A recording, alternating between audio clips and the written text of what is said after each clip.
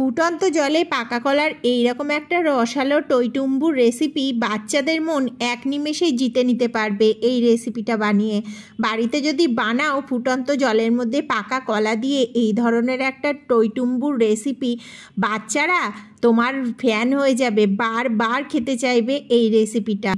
কলার ছালগুলো ছাড়িয়ে নিয়ে কলার ভেতরের অংশটা নিয়ে নিলাম আমি, আর এর মধ্যে সামান্য লবণ আর চালের গুঁড়ো দিলাম সামান্য পরিমাণে, আর দিয়ে মেখে নিয়ে সামান্য বেকিং পাউডার দিলাম, আর দিয়ে দিলাম খেজুরের গুড়। তোমরা এখানে চিনি ব্যবহার করতে পারো, কিন্তু আখের গুড় ব্যবহার করবে না, সেক্ষেত্রে বাজে একটা গন্ধ বেরোবে। এইবার পুরো কলার ব্যাটারটা মেখে নিয়ে শক্ত শক্ত করে মাখতে হবে, এতে জল দিলে চলবে না। এইভাবে লাল লাল করে বড়ার আকারে ভেজে নিলাম। আর ওদিকে আমি পাটালি গুড় দিয়ে পাতলা একটা রস করে রেখেছিলাম, তার মধ্যে ভেজে তুলে নিয়ে তেল ঝরিয়ে তার মধ্যে দিয়ে দিলাম। আর এরকম নরম তুলতুলে রেসিপি বানিয়ে ফেললাম বাচ্চাদের জন্য।